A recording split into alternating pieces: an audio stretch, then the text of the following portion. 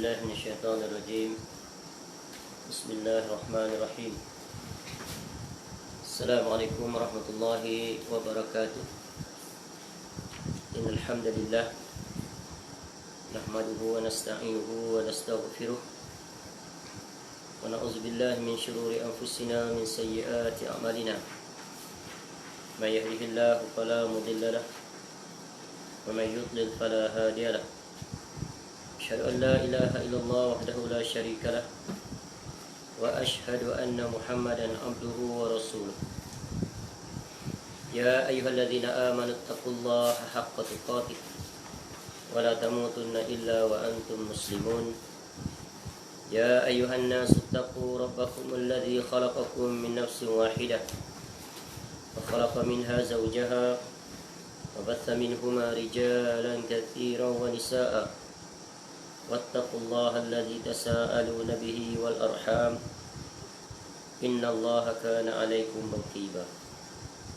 يا أيها الذين آمنوا اتقوا الله وقولوا قولا سديدا يصلح لكم أعمالكم ويغفر لكم ذنوبكم ومن يطع الله ورسوله فقد فاز فوزا عظيما. أما بعد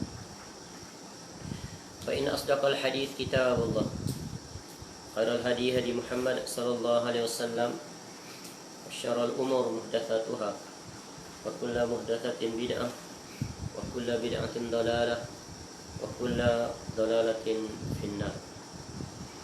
اللهم إنا نسألك علما نافعا. Ya Allah, kami memohon kepada Engkau ilmu yang bermanfaat, wa rizqan thayyiba, dan rezeki yang baik, wa amalan mutaqabbala, dan amal yang diterima. Alhamdulillah, kita bersyukur kepada Allah Subhanahu Wa Taala dapat semula kita bertemu pada malam ini untuk kita kembali menyambung majlis pembacaan dan penjelasan hadis-hadis Nabi sallallahu alaihi wasallam yang dimuatkan oleh Al-Imam An-Nawawi rahimahullah di dalam Kitabul Arba'in fi Mabani al-Islam wa Qawaid al-Ahkam, atau yang lebih dikenali sebagai Arba'in An-Nawawiyah. Itu sebuah kitab yang sangat besar sekali faedahnya, mengandungi 42 wasiat Nabi sallallahu alaihi wasallam kepada kita sebagai umatnya, agar dengan itu kita dapat mengambil pelajaran dan faedah, dan kita beramal dengannya dan kita menyampaikannya kepada orang lain, dan yang kita mati di atasnya. Dengan itu kita akan mendapat yang mudah-mudahan keredaan, keampunan, ya, diganjari pahala, dan diakhiri kalam kita dengan la ilaha illallah dakhalal jannah. Baik, InsyaAllah pada malam ini kita akan menyambung, yaitu hadis yang ke-36. Al-haditsus sadisu was thalathun. Hadis yang ke-36 adalah hadis yang agak panjang sedikit, ya, tidak terlalu panjang dan juga tidak terlalu pendek, pertengahan. Dan hadis ini adalah merupakan salah satu daripada 9 hadis yang diriwayatkan oleh, ya, Abu Hurairah radhiyallahu anhu. Dan ini merupakan hadis yang terakhir, iaitu hadis yang ke-9 yang datang daripada jalan Abu Hurairah radhiyallahu anhu. Baik, kita langsung saja membaca matan hadis ini, kemudian terjemahannya, kemudian penjelasan dan faedah daripadanya. Qala al-Imam An-Nawawi rahimahullah, an Abi Hurairah radhiyallahu anhu anin Nabi sallallahu alaihi wasallam qala man nafasa an mu'minin kurbatan min kurabid dunya nafasallahu anhu kurbatan min kurabi yaumil qiyamah. Wa man yassara ala mu'sirin yassarallahu alaihi fid dunya wal akhirah. Wa man satara muslima satarahullahu fid dunya wal akhirah. Wallahu fi auni al-'abdi ma kana al-'abdu fi auni akhihi. Wa man salaka tariqan yaltamisu fihi 'ilma sahhalallahu lahu bihi tariqan ilal jannah. Wa majtama'a qaumun fi baitin min buyutillah yatluna kitaballah wa yatadarasunahu bainahum illa nazalat 'alaihimus sakinah wa ghasyiyatuhumur rahmah wa haffathumul malaikah wa dzakarahumullahu fi man indah wa man batta'a bihi amalu lam yusri' bihi nasab.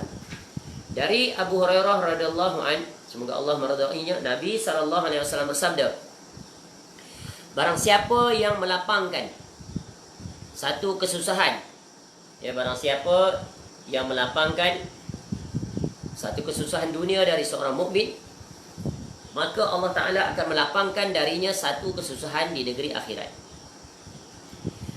ya, pada hari kiamat, ya.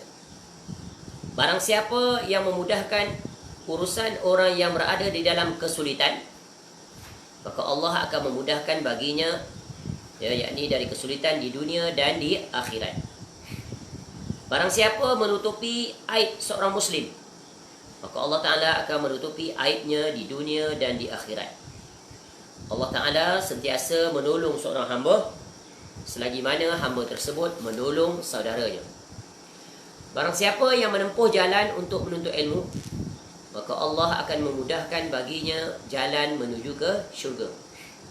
Tidaklah satu kaum berkumpul di salah satu rumah Allah, yakni masjid, untuk membaca kitab Allah dan mempelajarinya di antara mereka, melainkan ketenteraman turun ke atas mereka, rahmat meliputi mereka, malaikat mengelilingi mereka, dan Allah menyanjung mereka di tengah, ya, Allah memuji mereka di tengah para malaikat yang berada di sisinya. Barang siapa yang lambat amalnya, maka tidak dapat dikejar oleh nasabnya. Hadis riwayat Muslim nombor 2699. Baik, hadis ini sungguh merupakan di antara hadis yang sangat agung, iaitu hadis yang berkaitan dengan, ya, kesimpulan daripada keseluruhan ucapan Nabi SAW ini adalah berkaitan perintah dan keutamaan, ya, orang-orang yang membantu sesama muslim. Ya, Islam mengajar kita untuk mengambil berat, mengambil tahu, prihatin, concern, ya, terhadap apa yang dialami sesama muslim, khususnya hal-hal yang berkaitan dengan perkara yang dia memerlukan bantuan dan pertolongan, ya, khususnya bagi orang-orang yang berada di dalam kesulitan dan kepayahan. Ya, kesulitan dan kepayahan ini cakupannya luas, nanti kita akan jelaskan. Ya, kesulitan, kepayahan yang dia hadapi ketika dia hidup di dunia. Jadi Islam melarang kita untuk, ya, mementingkan diri sendiri tanpa mengambil tahu, tanpa mengambil tindakan terhadap urusan sesama muslim, apatah lagi ketika mereka sangat memerlukan bantuan dan pertolongan daripada sesama muslim. Kerana hadis yang sebelum ini telah dijelaskan bahawa, ya, masih ingat kata Nabi SAW, ya, wa kunu ibadallahi ikhwana, al-muslimu akhul muslim. Ya, jadi hadis ini sangat berkaitan juga dengan hadis yang ke-35. Ya, seorang muslim itu adalah saudara bagi muslim yang lain. Maka, ya, hendaklah kita menjadi, ya, hamba-hamba Allah yang bersaudara. Ya, jadi bila Islam itu diikat persaudaraannya menerusi satu akidah yang sama, yang memiliki Rabb yang sama, kiblat yang sama, Rasul yang sama, asalnya sama, kembalinya kepada Allah juga sama. Ya, jadi kesimpulan keseluruhan, seorang muslim diikat dengan akidah. Ya, di samping ikatan pertautannya, yaitu dari sudut nasab ataupun asbab perkahwinan, tapi ikatan yang paling agung adalah ikatan di atas satu akidah yang sama, di atas manhaj yang sama. Baik. Hadis ini diriwayatkan daripada Abu Hurairah radhiyallahu an. Ya, telah berlalu penjelasan tentang pribadi agung sahabat Nabi SAW yang satu ini, seorang ahli sufah, seorang ahli ilmu yang paling terkedepan dalam meriwayatkan hadis-hadis Nabi SAW. Dan ini merupakan salah satu hadis yang sangat agung, yang sangat besar faedah, memberikan panduan kepada kita agar menunaikan hak sesama muslim. Baik, Nabi SAW berwasiat, berpesan kepada kita kesemuanya. Yang pertama, man nafasa an mu'minin kurbatan min kurabi dunya, nafasallahu anhu kurbatan min kurabi yaumil qiyamah. Pesanan yang pertama, barang siapa yang melapangkan satu kesusahan dunia bagi seorang mukmin, maka Allah akan melapangkan darinya satu kesusahan di hari kiamat. Nabi SAW bukan hanya berbicara tentang, Iaitu keutamaan seorang Muslim itu melapangkan kesusahan, membantu dia ketika dia berada di kesusahan. Nabi SAW memberitahu juga akibat daripada perbuatan memberi bantuan itu.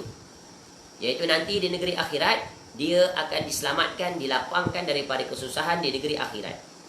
Jadi ada dua faedah. Yang pertama adalah tentang, iaitu perintah, galakan agar kita mengambil tahu dan bertindak dalam membantu sesama mukmin yang berada di dalam kesulitan yang memerlukan bantuan. Dan kesulitan, kesusahan ini datang daripada dua jurusan. Ya, satu, kesusahan yang dihadapi dalam urusan kehidupan. Ya, contohnya dia adalah orang yang susah, miskin. Ya, tiada tempat tinggal umpamanya. Tiada kenderaan untuk dia bergerak dari satu tempat ke satu tempat. Di mana di zaman sekarang kenderaan merupakan satu keperluan. Ya, kemudian barangkali dia berada kesusahan, ditimpa penyakit. Ya, barangkali dia dililit hutang. Ya, barangkali tiada makanan untuk dia makan pada hari-hari dalam kehidupannya. Barangkali masalah, ya, pelajaran anak-anak, tiada wang untuk membeli persiapan dan kelengkapan untuk bersekolah anak-anaknya. Contoh di tahun depan, persiapan. Ya, dan banyak lagi hal-hal yang berkaitan dengan kesusahan dari sudut keperluan hidup. Itu yang berkaitan dengan, ya, fizikal, tempat tinggal, makan minum, ya, sakit dan sebagainya. Yang keduanya adalah, iaitu kesusahan yang dihadapi dari sudut hatinya, kesusahan hatinya. Contoh dia gelisah, ya, tak tenang, rasa sempit dada, tak pernah merasa terpuaskan, khawatir, was-was. Ya, jiwanya tak tenang, risau, khawatir terhadap sesuatu perkara yang sedang dia hadapi. Risau terhadap keadaan anak-anaknya. Ya, kerana apa? Anak-anaknya barangkali, ya, melakukan perkara-perkara yang dilarang. Anak-anaknya tidak mau mendirikan solat dan seumpamanya. Jadi hatinya gelisah, apatah lagi anak-anaknya durhaka kepada mereka dan sebagainya.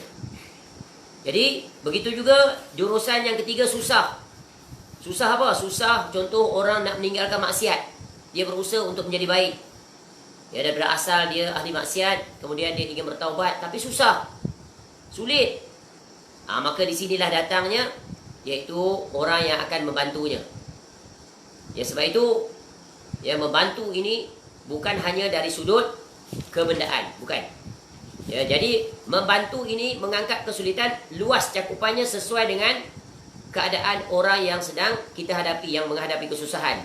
Kesusahan dari mana jurusan dia. Sebab itu mengangkat kesulitan membantu seorang Muslim itu, ya, boleh juga datang daripada pelbagai jalan, seperti dari jalan ilmu. Dia jahil, maka kita bantu dia angkat kejahilan, masalah yang dihadapi dengan memberikan ilmu, bimbingan, panduan, nasihat, cadangan, ya, tenaga, harta benda, wang ringgit dan seumpamanya. Dan cuba kita lihat contoh aplikasi dalam kehidupan. Contoh dia menghadapi masalah keluarga. Masalah keluarga bagaimana? Ya, suami isteri berlaku konflik dalam rumah tangga. Ini kan menyusahkan hati kedua-dua pihak dan pihak-pihak yang berkaitan, sebab khawatir boleh membawa kepada kehancuran rumah tangga. Jadi apa yang boleh dibuat? Bagaimana nak mengangkat kesusahan yang sedang mereka hadapi ini? Ya, kita menasihati mereka. Sebab tu di antara profession yang mulia adalah profession counselor. Dia counsel orang tu, counselling. Tu. Dia memberi nasihat. Ya, pakar-pakar counselling. Ya, pakar-pakar psikologis. Ya, orang-orang yang contoh agamawan. Ya, mereka boleh memberi nasihat dari sudut agama. Ya, counselor tadi boleh memberi sudut parenting. Macam mana dia menjaga keharmonian rumah tangga. Bagaimana nak bertemu di satu titik yang sama, saling bertolak ansur, ya, accept kelemahan dan kekurangan, kelebihan. Contoh. Jadi dia memberi dari sudut apa ni? Nasihat. Dari sudut pengalaman, dari sudut ilmu. Itu mengangkat, maka selesai dia urusan dia, lega. Keluarga dapat kembali bertaut, harmoni. Dan begitulah seterusnya. Ya. Jadi, ya, di antara profession kita bukan mesti dalam harta benda. Ya, jadi bertindak sebagai seorang kaunselor, bertindak sebagai seorang penasihat kehidupan. Doktor umpamanya mengangkat kesusahan, betul kan? Contohnya bila dicek kamu ni dah berada di tahap sekian-sekian, tapi jangan bimbang. Ya, kita berusaha, insya-Allah Allah akan apa? Allah yang menentukan. Sebab tu Nabi SAW ajar kaedah, ya, memberikan semangat dan dorongan, memberikan harapan. Tengok bila kita ziarah orang sakit, kita ucapkan la ba'sa tahurun, insya-Allah. Tak ada apa-apa, insya-Allah selamat, insya-Allah sembuh. Kemudian kita baca doa untuk dia. Ini semuanya bentuk-bentuk, ya, manusia doa, manusia ucapan-ucapan yang baik, memberikan pengharapan. Itu adalah contoh, iaitu melapangkan satu kesusahan dunia dari jurusan-jurusan yang telah kita sebut. Ya. Begitu juga orang yang bertindak menjadi motivator umpamanya. Profession dia memberi semangat. Ya. Orang yang hilang pekerjaan. Ya. Dia berada dalam kesulitan yang amat payah. Ditambah pula dia tak ada sumber keuangan lagi dah. Habis semua simpanan dia. Maka di samping kita memberikan dorongan agar dia sabar dan sebagainya, kita cari jalan bagaimana nak membantu dia. Ya, membantu dia dengan pertolongan. Kita tak boleh bantu, kita cari orang lain yang membantu. Jadi kiaskanlah, ya, tentang perkara ini, iaitu melapangkan satu kesusahan dunia. Ya, maka Allah akan memberikan, ya, pembalasannya di mana? Iaitu nanti khususnya di negeri akhirat.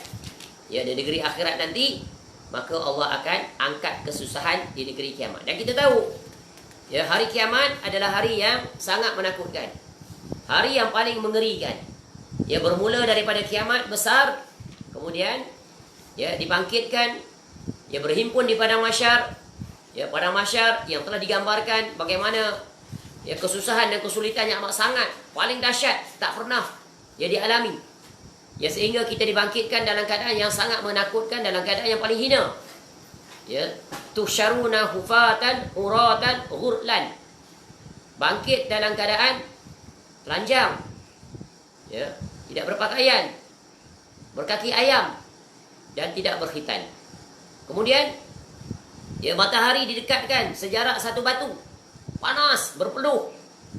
Ya, sehingga Nabi SAW menggambarkan peristiwa yang sangat, ya, memeritkan itu. Idza kana yaumul qiyamati uddiyatis syamsu minal ibad hatta takuna qidamilin aw isnain. Apabila manusia dikumpulkan pada hari kiamat, maka matahari didekatkan dengan hamba-hamba sehingga sebatas satu atau dua batu. Ya, tu. Ya, kemudian panasnya matahari membuat mereka berpeluh. Fayakunu fil araqi. Berpeluh. Biqadri a'malihim. Sesuai dengan, ya, amal perbuatan mereka. Peluh itu menyebabkan mereka ditenggelami oleh peluh itu. Sesuai dengan amalan mereka. Masya Allah. Ya, ibaratnya gambarannya kita dilanda banjir, tak boleh bergerak ke mana. Air makin naik. Daripada lutut sampai ke paha, sampai ke pusat, sampai ke dada, sampai ke mulut, sampai ke hidung. Tu bergantung pada amal masing-masing. Di situ dah tahu dah tanda-tanda kedudukan. Ya. Faminhum man ya'khuzuhu ila aqibai, wa minhum man ya'khuzuhu ila rukbatai, wa minhum man ya'khuzuhu ila hiqwai, wa minhum man yuljimuhu iljama. Itu keadaan-keadaan masing-masing. Di antara mereka ada yang terendam sehingga kedua tumitnya, ada yang terendam hingga kedua lutut, ada yang terendam hingga ke pinggangnya, dan di antara mereka ada yang terendam sampai ke mulutnya hingga dia tak dapat bercakap. Tak mati, tak lemas. Sebab hari itu bukan lagi hari kematian. Hidup selama-lamanya. Sama ada nanti ke mana? Syurga atau ke neraka. Ya.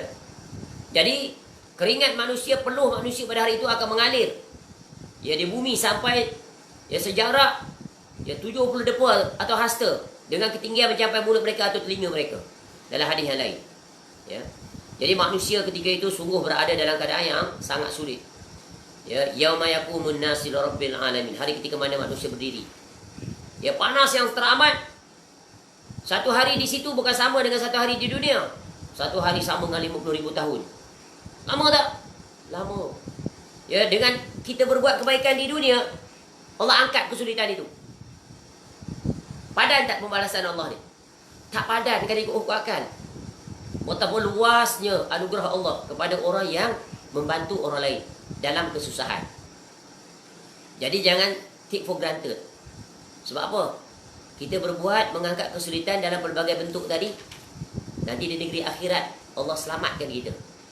Ya, maka hendaklah banyak-banyak berbuat kebaikan dengan menolong orang, mengangkat kesusahan. Baru disebut satu kesusahan. Bayangkan kita mengangkat kesulitan banyak orang. Ya. Kita tolong orang dengan ucapan, kita tolong orang dengan akhlak kita. Ya, kita tolong orang dengan kebendaan. Ya. Jadi itulah dia keistimewaan. Ya. Maka hidup di dunia, prinsip yang penting adalah jika kamu tidak boleh memberi manfaat, jangan sekali-kali memberikan mudarat. Itu prinsip penting. Tapi yang aulanya, hidup di dunia mestilah menjadi orang yang bermanfaat. Kerana sebaik-baik orang adalah yang memberi manfaat. Tak boleh dengan harta benda, dengan senyuman. Itu paling minima. Orang yang susah hati bila kita senyum, bagaimana dia? Ya, sekurang-kurangnya dia senang, digembirakan dengan wajah kita yang ramah. Baik, itu secara ringkas. Yang kedua kata Nabi SAW, barang siapa memudahkan urusan orang yang kesulitan, maka Allah memudahkan baginya dari kesulitan di dunia dan di akhirat. Ini kesulitan. Ini lapang kesusahan, melapangkan urusan dia. Ini adalah memudahkan urusan. Ya. Wa man yassara ala mu'sirin yassara Allahu alaihi fid dunya wal akhirah. Jadi duanya ganjaran sama. Ya. Jadi melapangkan satu kesulitan dan memudahkan urusan ada perbezaan, walaupun seolah-olah ada juga titik temu persamaan. Jadi yang kedua, ya, perintah Nabi SAW, iaitu ya, barang siapa yang memberikan kemudahan kepada orang yang kesulitan, maka Allah akan berikan kemudahan padanya di dunia dan di akhirat. Ya. Contoh, yang memberikan kemudahan kepada orang yang berada dalam kesulitan. Senang saja penerapannya. Kita bermudah dalam berurusan dengan seseorang. Bermudah, bukan bermudah-mudahan, bermudah. Ya. Apa mudah? Tidak berprotokol terlalu rumit, tidak birokrasi. Contoh dalam pengurusan, dia organisasi. Ya, kita nak pergi ke buat permohonan, jangan dirumitkan. Ya, nak dokumen tu, nak dokumen ni, nak tanda tangan tu, nak tanda tangan ni, 10 salinan, 3 salinan itu, nak kena kopi ini, nak kena kopi. Padahal bendanya mudah saja. Mudah kan? Ya, apatah lagi ketika itu dia sangat memerlukannya. Ya, mudahkan daripada tarikh dia permohonan, tarikh kelulusan. Maknanya sistem yang kamu lakukan itu hendaklah efektif dan efisien. Khusus ya, pihak-pihak yang bertindak dalam customer service, perkhidmatan, servis, ya, perkhidmatan seperti jabatan-jabatan kerajaan, hendaklah mempermudahkan, jangan menyulitkan. Ya. Sekarang macam-macam improvement dah dibuat. Dulu pakai manual, lambat, kena beratur, ambil nombor. Sekarang tak payah. Kita nak buat appointment online. Jadi pergi tu dah pasti dah waktu kita. Katakan kita book time daripada 10 hingga 12. Kita kata nak datang pukul 10.30. 10.30 kita datang, dah ada tempat. Kalau sebelum ni terpaksa beratur, berjela, berpusu-pusu, ni kan menyulitkan. Tambah-tambah zaman COVID ni beratur tiba-tiba, ya, affected by C19. Ya. Sekarang orang berpusu-pusu pergi ke KWSP. Tu kan high risk. Kalau seorang saja detected, tutup KWSP tu, jabat tu. Terus orang tak boleh beratur. Jadi dalam keadaan ini kena cerdas, kena guna sistem untuk memudahkan, jangan menyulitkan. Ya. Jadi pengurusan yang berkaitan dengan keperluan orang ramai mesti dimudahkan, jangan menyulitkan. Ya. Eliminate birokrasi. Sebab orang tak suka tunggu lama. Kadang-kadang jauh datang dia. Dia tiba-tiba beratur di bawah terik matahari. Panjang berjela. Umur dah tua dah. Kesihan dia. Tu. Jadi di hadis ini sangat kena kepada orang-orang yang bertugas dalam memberikan perkhidmatan. Ya, dalam urusan dunia khusus. Jadi kita angkat kesulitan dia. Contoh nak keluarkan EPF, KWSP tadi, ICNA tu, mudahkan dia. Jangan rumit. Satu lagi, selalu kita telefon, ya, untuk panggilan operator servis, tak diangkatnya. Ya. Daripada pagi sampai petang. Ya, berhari-hari. Kenapa jadi demikian? Ini masalah yang paling besar. Ya, kan menyulitkan orang. Orang urgent contohnya, memerlukan wang dia nak keluarkan, maka segerakan, beri keutamaan. Ya, jadi mudahkan urusan. Banyak ni kalau kita lihat dalam lapangan perkhidmatan. Jadi mudahkan urusan. Ya, sebab itu ya, perkhidmatan hendaklah dikemaskini agar cekap. Real time service. Pergi-pergi terus siap. Macam tu. Dan banyak sudah organisasi seperti itu. Tapi masih ada banyak juga yang masih istilah kasarnya lembab. Lambat. Ya. Banyak sangat protokol yang perlu diikuti. Kan ini menyusahkan. Permudahkan. Bukan mana bermudah-mudahan. Tu kaedah. Jadi kalau kita mudahkan urusan orang yang berada dalam kesulitan, maka Allah akan mudahkan dia nanti. Contoh lain. Yang biasa dia bagi contoh, masalah hutang. Ya, masalah hutang. Ya, orang dalam berhutang, hutang merupakan salah satu perkara yang diizinkan dalam syariat. Dibenarkan. Ya, kerana itu ya Allah berikan keistimewaan kepada orang-orang yang memiliki ya, harta dan seumpamanya untuk mereka membantu dalam bentuk memberikan pinjaman. Ya, di antara perkara memudahkan dalam urusan hutang iaitu apa? Berikan tempoh dan kelonggaran waktu. Ya, sampai dia ada kelapangan dan mampu untuk membayar. Contoh bila dia nak pinjam pada kita. Saya nak pinjam 10,000 tuan. Betul? Berapa lama tempoh yang kamu perlukan untuk membayar semula? Tanya dia. Ya, dia pun kata setahun. Ya, kenapa setahun? Kita boleh tanya sebab hak kita. Dia pun terangkan begini. Maka dilihat alasannya munasabah. Dia kehilangan pekerjaan. Dia perlu ambil masa untuk mencarikan pekerjaan, untuk mendapatkan tu. Ya, dia kata maksimal setahun. Ya, insya-Allah. Ya, kalau saya ada yang berkemampuan, lebih awal lagi saya akan jelaskan. Maka buat agreement, sign. Itu memberi tempoh dan kelonggaran. Ya, dan itu memang dituntut dalam Islam. Jangan kita, walaupun kita tahu dia tak mampu, tak, saya tak nak setahun. 6 bulan, by hook or by crook, you have to pay back. Ini menyulitkan orang tersebut. Tak kira lah ada orang seperti itu. Ya. Sebab dia rasa dia lebih tinggi dirinya. Sebab apa? Orang berhajat pada dia. Ini orang yang sombong.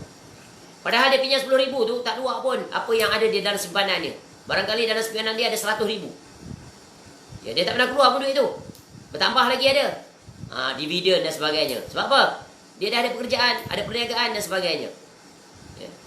Atau cara yang kedua, iaitu memudahkan, iaitu menghapuskan, membebaskan hutang dia. Sebab dia tahu dah orang ni susah ni, tahu sangat lah. Dia kerja pun collect bahan-bahan recycle. Mana nak dapat duit 10,000? Dia perlukan 10,000 tu sebab apa? Sebab anak dia nak masuk universiti. Bukan satu, barangkali 3. Anaknya Allah kurniakan pandai-pandai. Dia satu nak masuk sekolah, satu nak masuk universiti, satu nak itu ini. Dia tak cukup sebenarnya 10,000. Tapi dia minta sekurang-kurangnya ya untuk keperluan seluruhnya. Ya, selebihnya dia cari pada orang lain barangkali. Nampak tak? Jadi kalau kita dia orang kaya, kita bagi hadiahnya. Ya, 10,000 tu apa ada pada kita? Tapi dengan 10,000, 3 anak dia masuk universiti, pahala berjalan sampai hari kiamat. Selagi anak dia bekerja, asbab bantuan kita tu dia belajar. Nampak tak? Jadi apa akibat nanti? Di negeri akhirat, di dunia Allah berikan keberkatan hidup, rezeki yang berkah. Allah akan lipat gandakan rezeki. Bukan mesti menerusi diimbal balik dengan wang, tak. Bukan mana kita bagi 10,000, kita dapat 100,000. Bukan. Itu salah faham. Jangan ingat rezeki hanya daripada penukaran material. Tak. Rezeki yang paling tinggi daripada material ni adalah Allah bagi kita hidayah, tetap istiqamah di atas agama, mati dalam keadaan husnul khatimah. Itu nombor 1, tu ingat. Allah jaga kita sebab kita menunaikan perintah Allah. Yang kedua, rezeki dari sudut apa? Allah berikan kita iaitu hidup. Allah panjangkan usia kita. Allah berkati umur kita. Ya.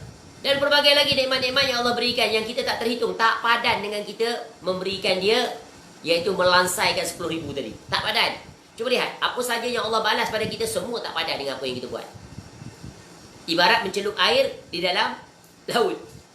Itulah nilai dunia. Itu jugalah nilai. Apa yang kita buat itu ibarat setitis saja di sisi Allah. Tapi Allah balas seluruh lautan. Padan tak? Kita tengok ni. Angkat kesulitan di negeri akhirat. Bayangkan satu hari di dunia tak sama 50,000 tahun. Allah lindungi kita dengan perbuatan sedikit saja. Ya, jadi mudahkan urusan, jangan menyulitkan, jangan merumitkan. Ya, eliminate birokrasi. Ya, eliminate those red tape dia panggil. Eliminate those stumbling block. Mudahkan. Ya, jangan mempersulitkan. Kalau kamu mempersulitkan urusan manusia di dunia, nanti kamu akan menghadapi kesulitan berganda-ganda di negeri akhirat. Ya. Inilah dia panggil, ya, to eliminate birokrasi dan sebagainya, hendaklah bersegera, bercepat. Ya, proses-proses. Sebab manusia, mereka tak suka dilambat-lambatkan. Apatah lagi urgent basis. Dia nak segera. Minta balik dulu dah pakcik. Minta itu, minta ini. Padahal kita dah sampai dah. Takkanlah tak boleh tolak ansur. Ya, ini memang saya yang datang nak buat pengeluaran ni. Ya. Boleh saja menggunakan budi bicara, betul kan? Memang dah pastilah dia orangnya, bukan orang lain lagi. Bahkan barangkali orang di kaunter tu kenal sangat dah kita, sebab selalu berurusan. Tak, di protokol cik, protokol. Tengok ada benda, undang-undang manusia, undang-undang dunia, dia ada kelonggaran. Undang-undang Allah Ta'ala pun ada kelonggaran. Nampak tak? Macam solat, benar? Tak boleh berdiri, duduk. Yang penting solat. Ya, apatah lagi urusan buatan manusia. Lagi boleh bertoleransi. Apatah orang yang kita berinteraksi itu kita kenal sangat. Orang yang sikoh. Ya, maka permudahkan. Nampak tu? Ya, tengok. Dalam bab hutang ni sungguh banyak hadis menjelaskan tentang orang-orang yang memberi hutang, kemudian dia memudahkan. Dia tidak menyulitkan. Dia tentang kisah umat yang terdahulu. Kana tajirun yudayinun nas. Fa idza ra'a mu'siran qala li fityani tajawazu anhu la'alla Allah an yatajawaza anna fatajawazallahu anhu. Dahulu ada seorang ahli perniagaan. Dia selalu memberikan pinjaman pada manusia. Dia suka bagi pinjam ke orang. Yelah, dia ahli perniagaan banyak duit. Tapi dia bukan ceti, berkalung. Dah bagi dah riba tambahan, tak. Jika dia melihat orang yang dia beri pinjam itu berada dalam kesulitan, tak mampu nak bayar hutang dia, dia buat apa? Dia kata kepada anak-anaknya, wasiat pada anak dia pesan. Bebaskanlah hutang dia. Mudah-mudahan Allah memaafkan kita dari dosa-dosa kita. Maka Allah pun memaafkan. Nampak tak? Ni seorang lelaki yang tahu keutamaan pembalasan Allah di negeri akhirat. Ingat, rumus kehidupan ni satu je. Al-jaza'u minal jinsil amal. Pembalasan sesuai dengan amal yang kamu buat. Jika kamu ingin pembalasan yang baik, maka berbuat baik. Jika kamu ingin pembalasan yang jahat, maka berbuatlah jahat. Jika kamu inginkan syurga, berbuatlah amalan-amalan syurga. Jika kamu ingin memasuki neraka, maka berbuatlah amalan-amalan yang akan membawa kamu ke neraka. Faham? Jadi hidup ini only two choices only we have. Left or right, yes or no. Dua pilihan. Tak ada pilihan ketiga. Saya nak berkecualian, nak duduk tengah. Tak. Dan hidup, prinsipnya, mesti membuat pilihan. Mesti buat pilihan. Ya. Tu. Jadi pilihan, hadis ini tengok memberikan penjelasan. Bagaimana keutamaan seorang pedagang. Biasanya pedagang ni terkena penyakit apa? Cinta dunia. Ahli perniagaan ni, usahawan lah, ya, tokoh korporat dan berbagai, biasa dia kena penyakit apa ni? Penyakit hubud dunia. Ya, maka orang yang selamat itulah orang yang akan mendapat keutamaan di sisi Allah. Ya, maka kita contohilah orang-orang kaya. Orang kaya apa? Okia. Okia, bukan Nokia. Bukan IKEA. Okia. Orang kaya ingat Allah, orang kaya ingat akhirat. Dah berlalu penjelasan banyak kali dah. Ya. Jadi kita hendaklah jadi orang kaya seperti itu. Ya, dunia tidak berada di hati, berada di tapak tangan. Berada di tapak tangan, tidak digenggam terlalu kuat, tidak dibuka terlalu luas, tidak kedekut dan tidak boros. Wasatiyah, pertengahan. Bantu orang. Ya, bila orang memerlukan. Cari orang untuk dibantu. Satu keadaan proaktif, satu keadaan reaktif. Dua-duanya ya Allah tuntut. Bila ada orang datang meminta, ya tapi hak kita untuk memberi atau tidak. Ya. Ya, tengok kondisi orang tersebut. Kalau kita tahu orang ni jenis suka meminta-minta, jumpa orang semua nak minta tanpa berusaha, maka tahan, jangan bagi. Sebab menggalakkan dia berbuat dusta. Menggalakkan dia untuk tidak berusaha. Tapi kalau kita tahu dia memang sangat memerlukan, orang yang susah, maka bantu dia. Ya, sebab dalam memberi bantuan, mengangkat kesulitan, melapangkan seseorang, perlu hazar, perlu berhati-hati. Apatah lagi di zaman sekarang, banyaknya orang iklan dalam internet. Sekejap-sekejap dia hantar WhatsApp kat kita, mesej, tolong saya susah dan sebagainya. Teliti. Sebab apa? Kita nak tutup pintu kejahatan. Supaya jangan orang mengambil kesempatan. Ya, sebab sekarang banyak cara orang buat begitu. Dia panggil scammer zaman ini. Ya, dengan mendatangkan skrip-skrip yang melembut dan meluluhkan hati kita. Padahal dia adalah scammer nombor satu, menipu. Kerana di zaman sekarang, ramai sekali orang yang berani menipu. Tak ingat dah tentang dosa. Yang penting, mission accomplished. Maka kita kena teliti.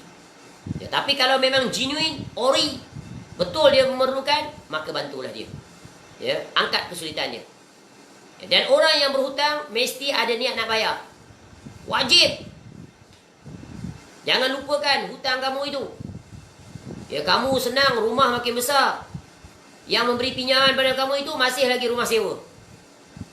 Ya, masih pakai kereta yang dah usia 20 tahun, 30 tahun. Kamu kereta baru. Ini bencana yang sangat-sangat. Orang seperti ini patut jangan dilunasi hutang dia. Sebab apa? Dia telah berlaku zolim. Tu kaedah. Ya, kalau tidak kita mengajar dia kepada kezaliman, lebih kezaliman lagi terhadap orang lain pula. Jadi ingat, bila kita berhutang, maka wajib kita bayar. Ya, jika tidak mampu, kita negotiate semula. Dan bagi orang yang beri hutang, dia tahu memang kawan dia tak mampu, maka bantulah. Walaupun berkali-kali. Sebab memang ada orang seperti itu. Ya, dia tak mampu, dia contohnya dah berusia. Nak kerja apa lagi dia dengan usia tua itu? Ya, anak-anak tak memperdulikan dia barangkali. Ataupun dia masih di ketuaan, masih menanggung anak, masih menanggung cucu. Rumah pun disewa, rumah papa yang sempit. Orang seperti itu, alangkah nikmatnya kalau kita ada banyak duit, kita buat rumah kat dia. Buat rumah. Rumah dah usang, dah rumah sewa pun bocor atap sana sini. Kita ada duit. Ya, kita cari tanah satu. Ya, sama ada kita sewa dengan pemilik tanah atau kita belikan untuk dia. Bayangkan kita bangunkan rumah untuk dia di dunia, nanti Allah akan ganti di negeri akhirat. Masya Allah. Baik. Ya, Nabi SAW mengingatkan kita. Ya, tentang betapa besarnya orang yang memudahkan mengangkat kesulitan. Itu wasiat Nabi SAW yang kedua. Wasiat Nabi SAW yang ketiga. Ya. Yaitu waman satara musliman satarallahu fid dunya wal akhirah. Ini semua adalah wasiat perintah yang sangat besar, yang hendaklah kita berusaha untuk melaksanakannya. Ya, bila kita memiliki kemampuan. Jika kita tidak memiliki kemampuan, kita ada niat untuk memiliki kemampuan. Alangkah indahnya kalau aku jadi orang kaya. Tu. Boleh aku bantu dia. Tapi aku kan daya, aku orang miskin. Aku pun tak lepas ya Allah. Tapi aku berdoa kepada Allah agar diangkat kesulitan dia. Mudah-mudahan ada orang yang datang membantunya. Tu. Itulah yang setiap kita boleh buat. Semua orang pasti boleh buat doa ini. Yang ketiga, barang siapa menutupi aib seorang Muslim, maka Allah akan menutupi aibnya di dunia dan di akhirat. Ini adalah berbentuk larangan. Tadi bentuk perintah, berbuat. Sekarang perintah untuk meninggalkan, iaitu larangan. Iaitu kewajipan untuk kita bersikap menjaga kehormatan, harga diri seorang Muslim yang lain. Hendaklah kita menutupi aib mereka. Jangan kita beberkan, jangan kita sebarkan aib seseorang, kerana itu adalah merupakan dosa besar. Apa dalil dosa besar? Sebab nanti Allah akan dedahkan aib kita di negeri akhirat. Cuba lihat kita ni, semuanya kita sama je.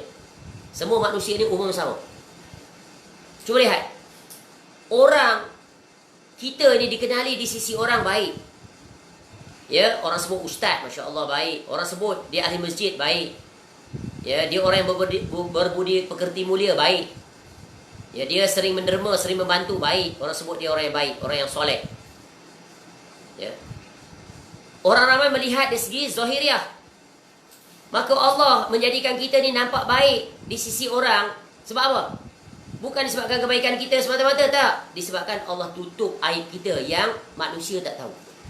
Khusus ketika kita bersendirian. Betapa banyak orang yang melakukan maksiat ketika bersendirian. Tiada siapa pun manusia yang mengetahui.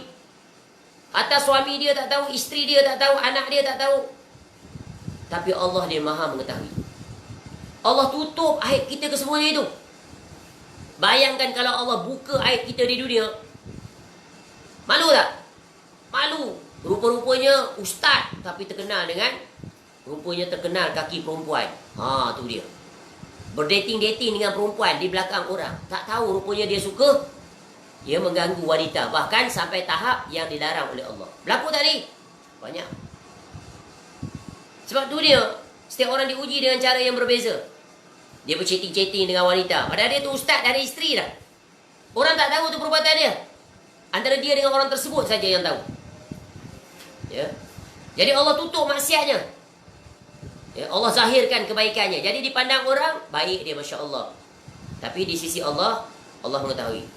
Ya, jadi selama mana dia tak mendedahkan aib dirinya dan diri orang lain, Allah jaga dia. Nampak tak Allah betapa luasnya menjaga harga diri kita, jangan diketahui.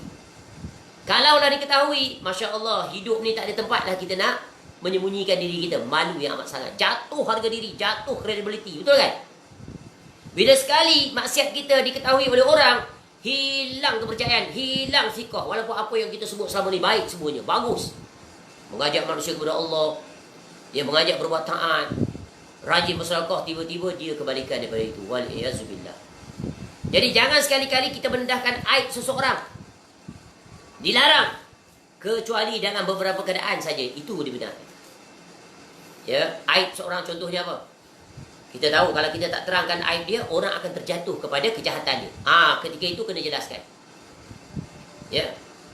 Khususnya orang yang terang-terangan melakukan kemaksiatan dan dia berbangga di atas kemaksiatannya itu. Itu kita wajib terangkan. Supaya orang tak terjatuh di atas zohir baik dia sebenarnya jahat. Dan dia pula akan membinasakan orang lain. Adapun pelaku maksiat macam mana pun jahat, kita tahu sejarah masa lalu. Contoh, kita ada kawan dulu. Kata kita dulu jahat. Jahat waktu muda. Waktu sekolah nakal, jahat, macam-macam kita buat. Ya. Kemudian kawan kita tu. Ya, setelah berpuluh tahun kita berjumpa, tiba-tiba dia bercerita dengan kawan-kawan dia lain. Kita ada ketika itu juga atau tidak ada? Kita waktu tu dah berubah penampilan. Katakan dah jadi ustaz ataupun dah